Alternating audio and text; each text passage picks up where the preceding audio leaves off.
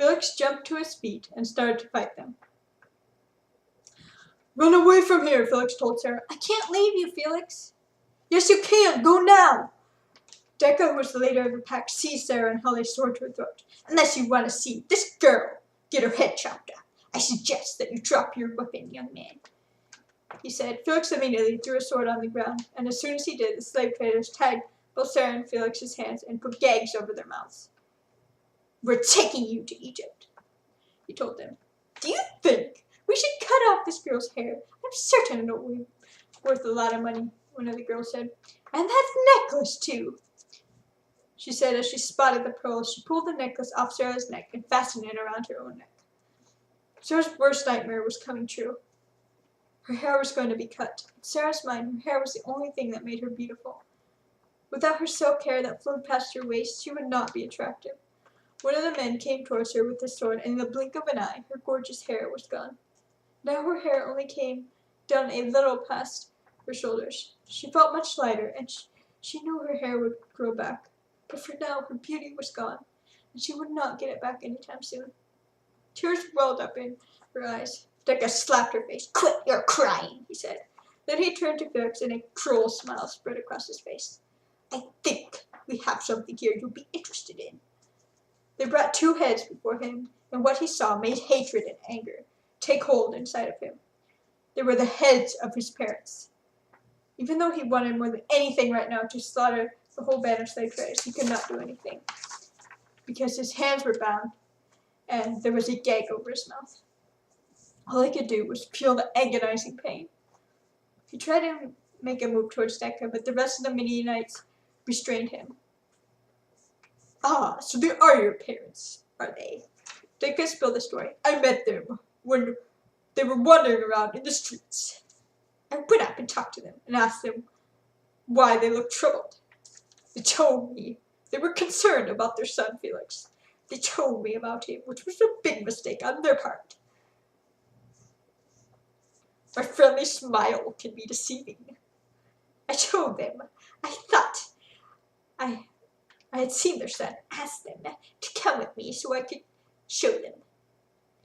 My real plan was to sell them into slavery just like you. They thanked me, and they told me they would just keep looking. They didn't trust me anymore, and so I killed them. You too will end up the same way if you resist me. Decca tossed the heads in front of Felix. It took all the men to hold Felix back from Decca. All Felix wanted was to murder Decca. He desired for Decca's blood to be spilled. His intense anger was not only toward Decca, but toward the entire group of slave traders. He intended to wipe them completely out. The slave traders took Sarah and Felix's sandals and forced them to walk barefoot.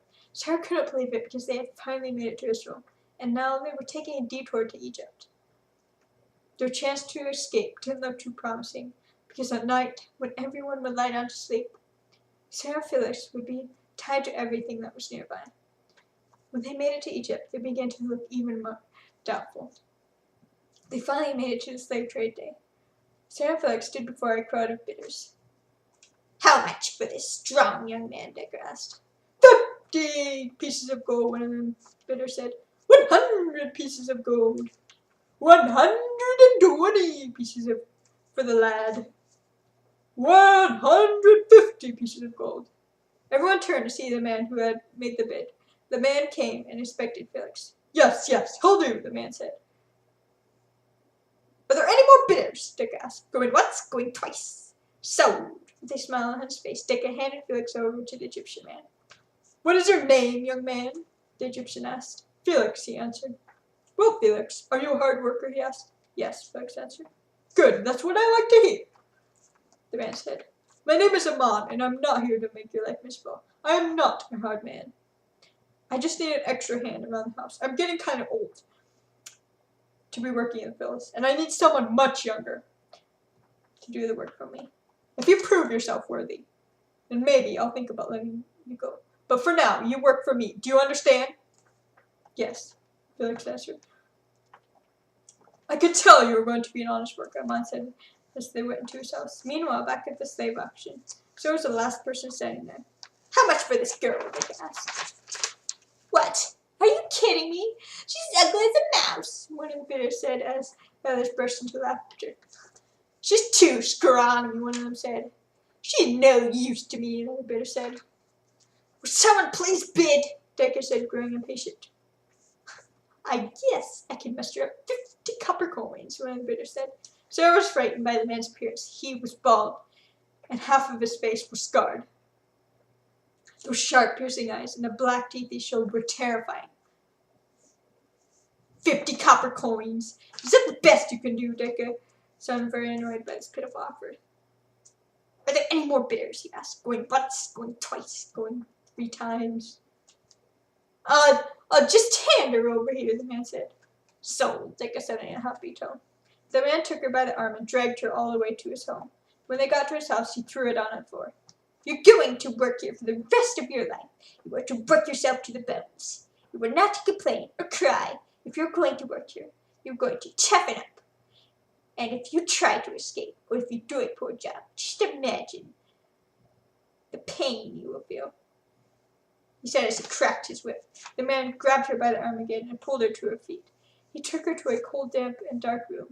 This is where you'll be sleeping. I am Mensa, and I am in charge of you now. He shoved her into the room. Remember, there are eyes everywhere, he said as he closed the door. Sarah looked at the black and blue spot on her arm. Her arm was bruised from her squeezing so tightly. God help me, she cried out. Sarah's hope had faded. Her faith had vanished. She wasn't even sure if God existed anymore. Sarah longed for her mother's open arms. She yearned to see her mother's smiling face. She wished her mother was there to wrap her arms around her and stroke her hair so that everything was going to be okay. All Sarah could think of was how foolish she was for running away. Why did she have to be rebellious? Her mother cared about her more than anyone. If she hadn't left, she would still have food to eat, even if they were poor. She would choose to marry a stranger for being enslaved by this man in a heartbeat. She could only dream about what she would be doing right now. If she had never left, she would be sitting down, chatting and laughing with her mother, as her mother braided her hair. Oh, that long hair that she missed so much. If she still had that hair, she would have been bought at a much higher price. 50 copper coins. That was all Mensa had paid for her. She was completely and utterly worthless and alone. It took all of her courage not to cry. The next morning, Mensa barged into the cellar she was in and kicked her awake. He yanked her to his feet. You slept and passed out this morning. You will be punished for your laziness. Mensa sent the whip cracking on her back, the back of her robe. The robe could not take the pain away. She still felt the painful and unbearable sting. The whippings tore her skin. Her eyes filled with tears, but she held them back. He struck her 3 more times. There was blood dripping down the backside of her robe. Get to work, he demanded. I want my breakfast. When I'm done eating, throw my scraps to the dogs, he demanded. Sarah managed to sneak a few bites of food, but she was afraid of being caught, and so her stomach groaned with hunger the whole day. Meanwhile, back in Amon's house, Felix was eating all the meat and fruit his heart desired. Amon wanted him to get to be as strong as he could possibly be. Felix, you've been a hard worker so far. I'm proud of your work. Keep it up, Amon complimented him. Thank you, Felix replied. 16 days passed and they were still slaves in Egypt. Felix still remembered about Sarah and his pledge. So on the 16th day, he decided to talk to his master. After his chores were completed that day, he came to talk to Amon. Amon, you've treated me very kindly, and I'm grateful, but I'm really worried about someone else. I just need your permission to go and find her. I can make sure she's doing well. After I find her, I promise I'll come back and work for you. Before Amon could say anything, Felix poured out his story to his master. My family is dead. My sister died of a fever, and my parents were brutally murdered. I used to be part of the Roman army. I joined the army in exchange for protection and a good pay when my sister fell ill. As her older brother, I felt responsible for what happened.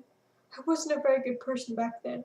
I stole tax money from people, and what's worse is that I used a majority of the money I stole and also the money I earned on myself. I used to believe I could do anything I wanted. My sister ended up dying.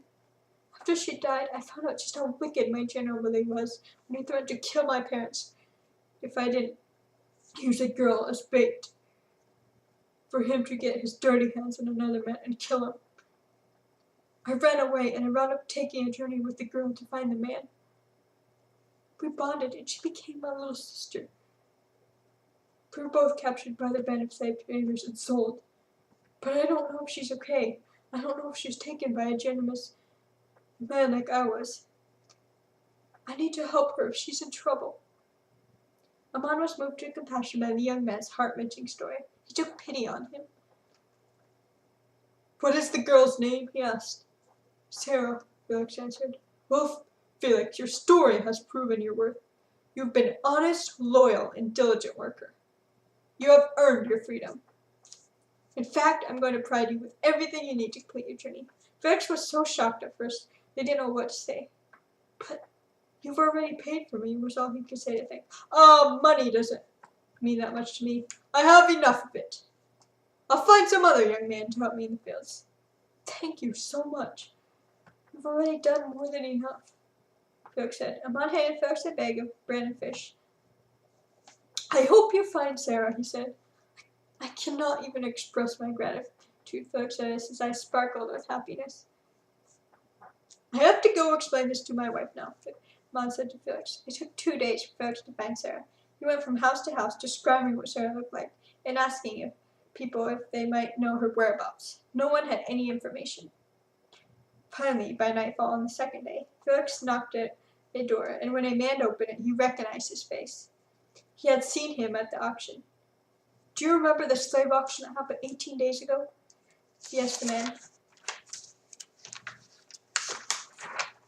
Yes, I do. And I also remember that you were one of the slaves. Did you run away? He asked. No, my master let me go, Felix answered. But, do you remember a girl there who was very small and had brown hair and brown eyes? She was wearing a white robe. Yes, I do, the man answered. Do you know who took her?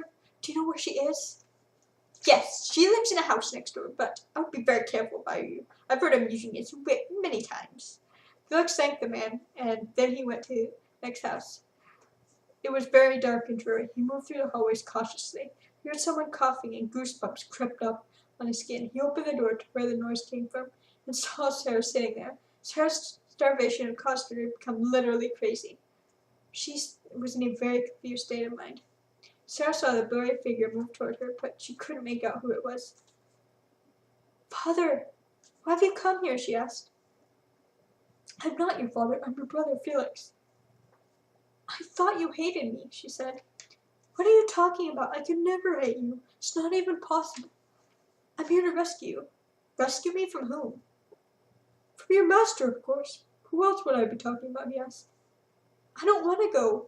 Vincent told me he loves me. He said I was like his daughter. Felix placed his hand over Sarah's forehead, and she was suffering from a slight fever. How long has it been since you've eaten anything? He asked. I don't remember. Well, you're delirious. You're not thinking straight. Look around you. Do you think he would have made you stay in this cold and damp room if he loved you? Look at your garment. It's covered with blood.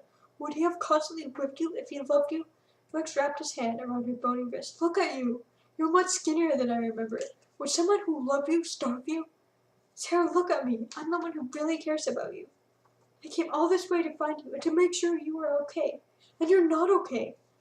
I have to get you away from here. Although Sarah didn't remember much, she did recognize those tender eyes.